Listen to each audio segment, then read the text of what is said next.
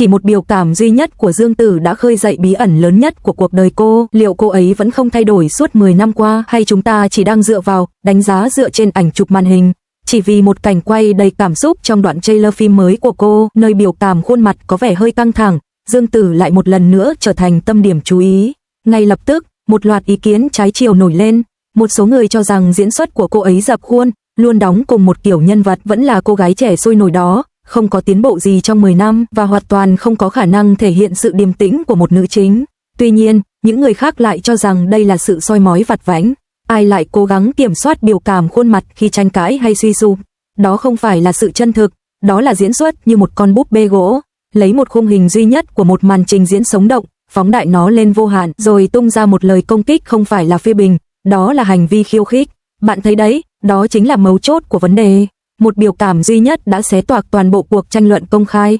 Một mặt, cô ấy nhận được vô số đề cử cho giải thưởng Magnolia, minh chứng cho khả năng chuyên nghiệp của mình. Mặt khác, cô ấy liên tục bị công chúng chỉ trích vì diễn xuất trì trệ và những màn trình diễn cường điệu. Làm thế nào mà một tài năng được công nhận bởi số liệu và giải thưởng lại trở thành đối tượng bị đánh giá lặp đi lặp lại trong mắt khán giả? Đằng sau điều này không chỉ là tình cảnh cá nhân của Dương Tử, mà còn là những tiêu chuẩn ngày càng phân mảnh và khắt khe mà thời đại chúng ta dùng để đánh giá diễn xuất tốt. Chúng ta thực sự cần những màn trình diễn như thế nào?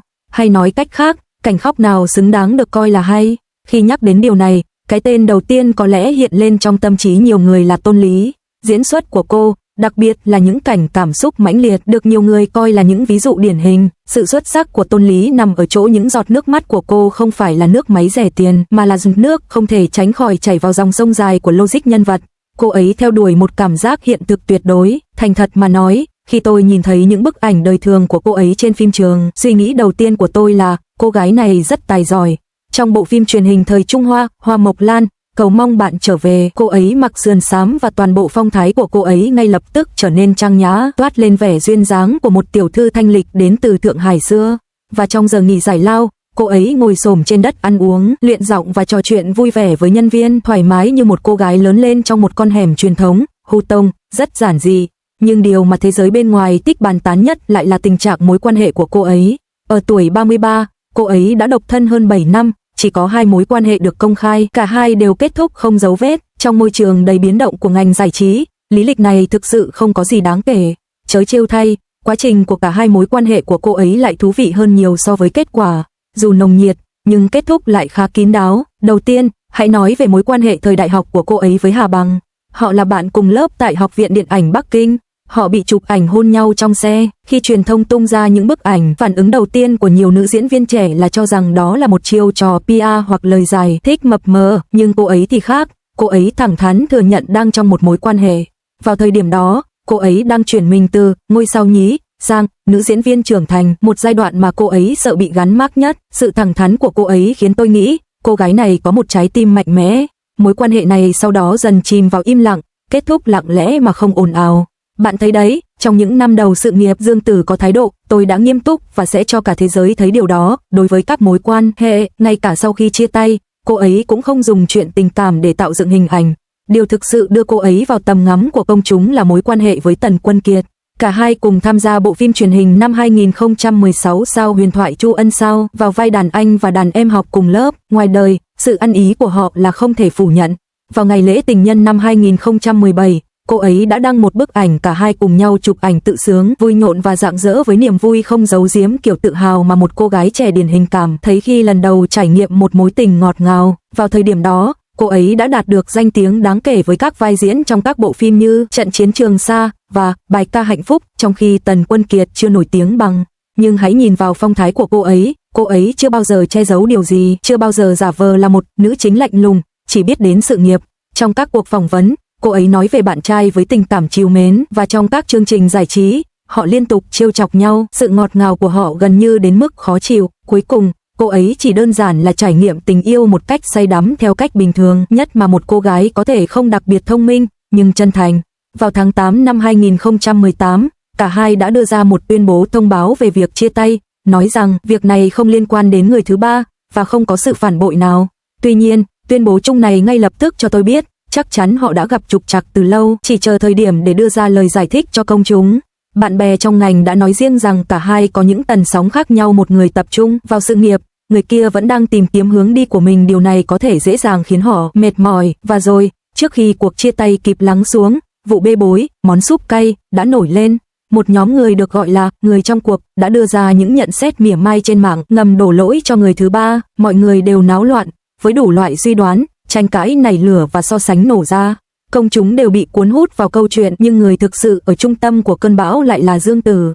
Cô ấy đã làm gì? Cô ấy không đăng tải một bài viết dài dòng buộc tội, không phản ứng một cách cảm xúc và không cố gắng tự biến mình thành nạn nhân. Thay vào đó, cô ấy lên tiếng bênh vực những người liên quan trên Weibo, kêu gọi mọi người không nên tham gia vào hành vi bắt nạt trên mạng và giữ im lặng về lý do chia tay. Tôi thấy khó hiểu, trong thời đại nổi tiếng trên mạng, nếu cô ấy chỉ khóc lóc và nói về việc mình đau khổ như thế nào, độ nổi tiếng của cô ấy sẽ tăng vọt, nhưng cô ấy đã cố tình tránh hướng đi đó. Sự kiềm chế này, nói một cách nhẹ nhàng, là sự trưởng thành, nói thẳng ra, nó cho thấy cô ấy không biết cách chơi trò chơi với chính mình. Nhưng chính tinh thần này đã giữ cho đời sống tình cảm của cô ấy đến nay vẫn trong sạch, không có bất kỳ câu chuyện mờ ám, bí mật nào. Điều mà cư dân mạng nhớ nhất là Trương Nghệ Sơn. Hai người này thực sự là một ví dụ điển hình của câu nói, cả mạng đều mong hai người kết hôn. Từ việc đóng vai anh chị em trong Nhà với trẻ con đến việc học cùng trường trung học và đại học, tình bạn 22 năm của họ thật đáng ngưỡng mộ. Có bao nhiêu cặp đôi trong ngành giải trí có được mối quan hệ nghề nghiệp bền vững như vậy mà không hề có scandal. Sự tương tác của họ giống như những người bạn thời thơ ấu lớn lên trong một con hẻm ở Bắc Kinh, trêu chọc nhau, đùa giỡn và luôn dành những bất ngờ đặc biệt cho nhau vào ngày sinh nhật. Nhiều người tưởng tượng, thân thiết, hợp nhau và cân xứng như vậy, chắc chắn họ sẽ kết hôn sớm muộn gì, nhưng chính cô ấy lại rất tỉnh táo, thẳng thắn tuyên bố, tôi và Trương Nghệ Mưu giống như người nhà, như anh chị em ruột, tôi không có tình cảm lãng mạn với nhau. Người ta nói rằng cô ấy có thể đẩy bản thân đến giới hạn để diễn xuất tốt.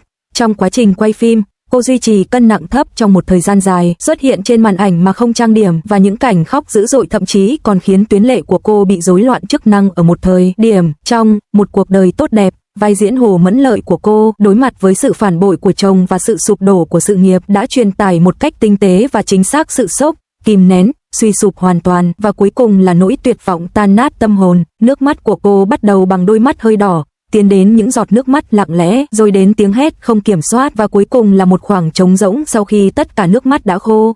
Người xem không chỉ thấy Tôn Lý diễn xuất, họ cảm nhận được nỗi đau khổ của nhân vật ngay trước mắt mình. Tuy nhiên, ngay cả Tôn Lý cũng không phải là không có khuyết điểm. Một số người cảm thấy rằng kể từ Cung Hậu, diễn xuất của cô đã trở nên hơi dập khuôn, đặc biệt là khi đóng vai những người phụ nữ mạnh mẽ. Những màn bộc phát đau lòng đã quá quen thuộc, dường như đã mất đi sự mới mẻ. Bạn thấy đấy, ngay cả một người mạnh mẽ như Tôn Lý cũng không thể tránh khỏi những lời chỉ trích. Nếu Tôn Lý là bậc thầy của chủ nghĩa hiện thực, thì Chu Tấn là nữ thần của chủ nghĩa ấn tượng. Cô ấy không cần sự chuẩn bị khắc nghiệt như Tôn Lý, vũ khí của cô ấy chính là tài năng thiên bẩm. Chu Tấn là một nữ diễn viên đạt giải Tam Vương, 3 giải Kim Mã. Diễn xuất của cô, đặc biệt là những cảnh khóc, rất tinh tế và bậc thầy.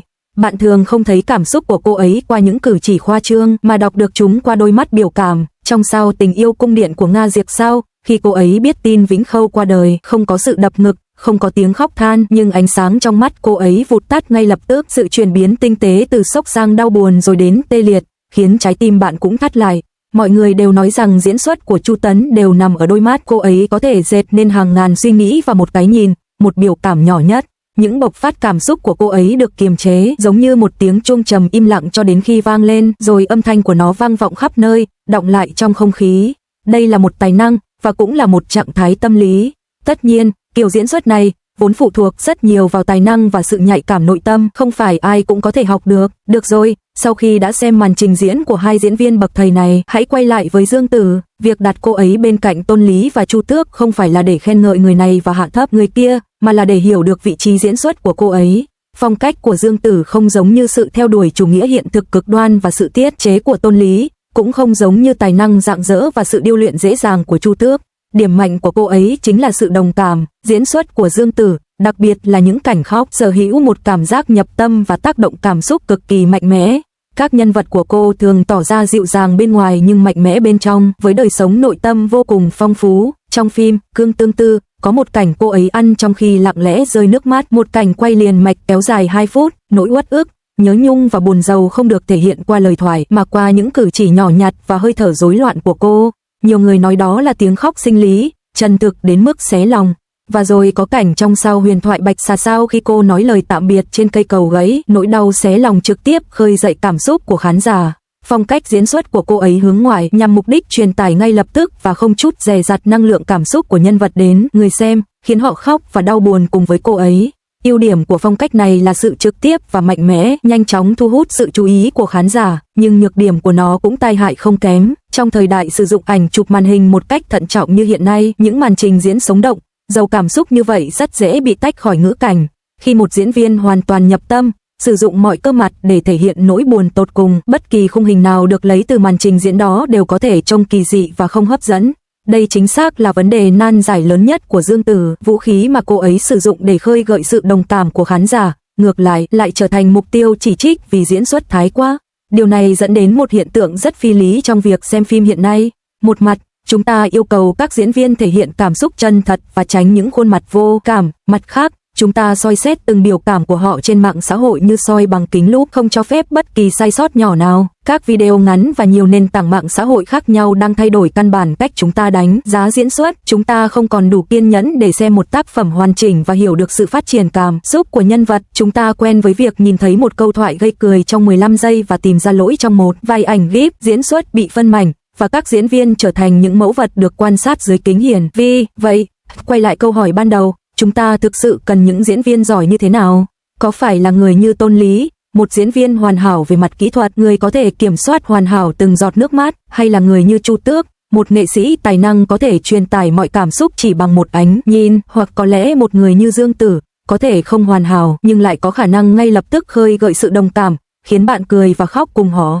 Có lẽ câu trả lời không nên chỉ có một môi trường phim ảnh và truyền hình lành mạnh nên tạo điều kiện cho các nghệ sĩ có phong cách đa dạng. Là người xem, có lẽ chúng ta nên tự hỏi, khi chúng ta muốn định nghĩa toàn bộ diễn xuất của một diễn viên chỉ bằng một hình ảnh, khi chúng ta đòi hỏi những tiêu chuẩn khắt khe nhất để mọi biểu cảm đều hoàn hảo, liệu chúng ta đang theo đuổi nghệ thuật cao hơn, hay chúng ta đang bóp nghẹt cái cảm giác chân thực quý giá nhất cho phép chúng ta cảm nhận và chia sẻ số phận của nhân vật?